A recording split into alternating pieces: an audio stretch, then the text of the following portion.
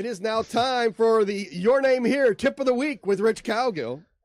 You ready? Are you? It is the Your Name Here tip. I know. I'm just working on it. You're just working on it? All right, here we go. Yeah.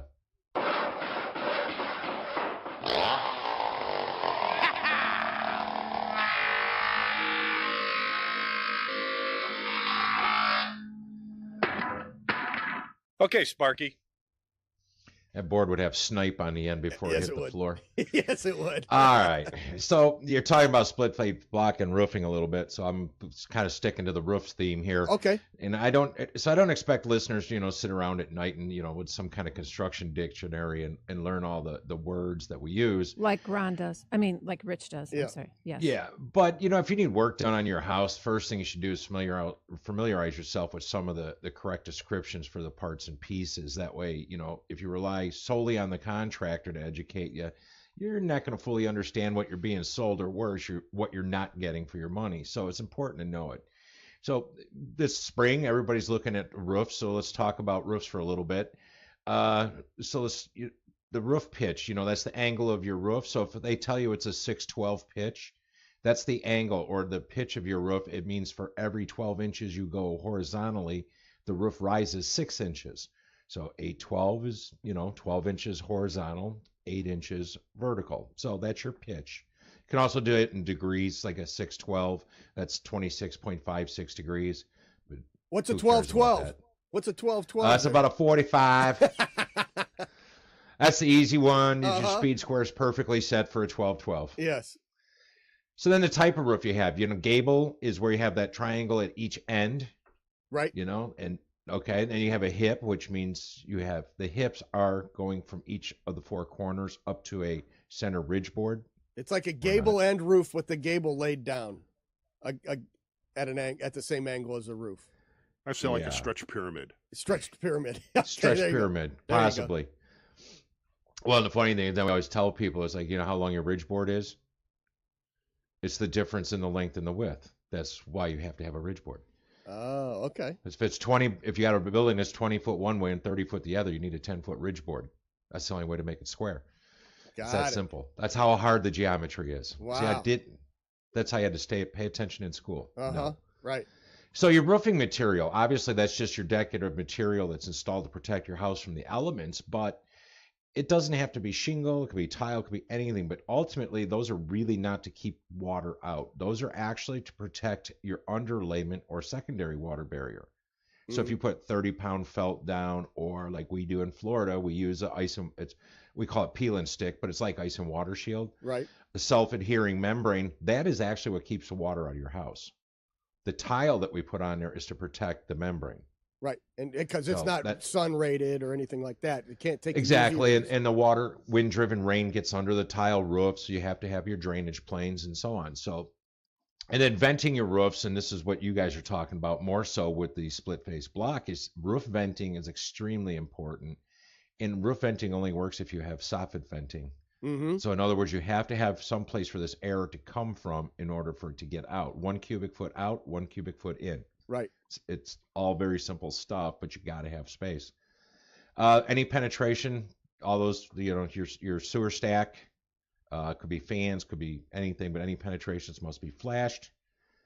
The parts and pieces for the roof that actually support the plywood, those are called rafters. Mm-hmm. Because those rafters usually have a horizontal piece called a collar tie, and that's what keeps the roof from spreading out. But you can knock those out once the roof is built, right? So that way you can store more stuff up in the attic? No. No, because that's how you start pushing the roof out. And the roof will try to say. It's especially easy, too, when they're engineered trusses as well. Because they just pull the stuff back and they snap right out. Yes, they just come right out of there. Those metal plates are hard to cut, but I can get them off. Uh-huh. So then, you know what your gutters are. That's just to divert rainwater away from your foundation with your downspouts. And then the fascia is the trim on the very front that the gutter is hung on typically. The vertical piece, right? The vertical piece, sure. And the soffit's the bottom part. And, that should stick out. We don't build with enough depth in our soffits. Most homes probably built today either have none, 6 inches, or maybe 12 inch. And they really should be 24 to 36 inches. And that's one of the reasons why people are having problems with moisture, wind-driven rain, all these things because you don't have enough area to vent the roof properly. Well, that and it helps protect your windows, your doors, everything else, and so it should be extended a little bit further. My big pet peeve is when you have an upper roof and a lower roof, like a dormer, and they have the gutter going around the dormer, but then the gutter drains, either the back of the gutter is open, right, or you have a downspout that drains directly onto a roof. Yes. And you avoided the warranty of the shingles if you do that. Right. Yeah, it doesn't make any sense to do that. I don't know why you have gutter up there anyway.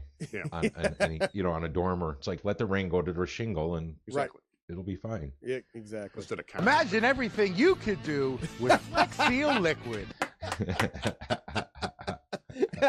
Sonar chiming in there. I will tell you that stuff is wonderful too. It works. I took care of a foundation crack in my house with it. Man, it's just great. It's the new miracle duct tape. Yes, and it's roll on. Yeah, roll on, spray on, brush it on. It doesn't matter. Now for split block sealing. Yeah, there you go. Yeah, how about it? Spray the back of the rough trusses with it. Yeah. Okay, Rich, back to you. Oh no, I'm pretty much done. Oh, that's it? Okay, so we the only thing I didn't talk about was the freeze board, which is usually the horizontal band that's below your soffit. Right. Pretty much decorative, put dental blocks on it or crown, whatever. But so just hope it makes it easier for people to understand. When you get to the roof, that's what it is. We'll talk about windows and doors and walls and floor structures later. Okay, so then the type of roofing we put on there, does that really matter? Can we just do? No. We can do cedar shake. You can do asphalt shingles. They have regular standard 3 tabs, but then you can also go to the architecture stuff. You can, but quite honestly, your roof is supposed to be designed for certain loads. So typically roof design is for 40-pound dead load. So yes, a 3 tab would work fine. If you're going to go to an architectural, which is 3 times the weight, you may not be able to do that with the rafters you have. 2x6 might be too small. Right. So you have to have it engineered. So we do tile roofs. Our trusses are engineered for that 300 pounds a square. Right. So can you take a regular roof that was built for asphalt and then just start hauling concrete tile up there? You can. I don't recommend it. Right. No, I would not do that. Or slate. People went, I want a slate roof. Well, you're structurally, your house is not built for that. So you can't. But fortunately, you can buy. Yeah. Right, but you can buy steel roof tile now that's lightweight. That'll give you that look. But from the street, you wouldn't know it's not slate. Exactly. All right, there we go. Tip of the week with Rich Cowgill. The Your Name Here tip of the week. We'll be back right after this. This is Mighty House. Mighty House will return.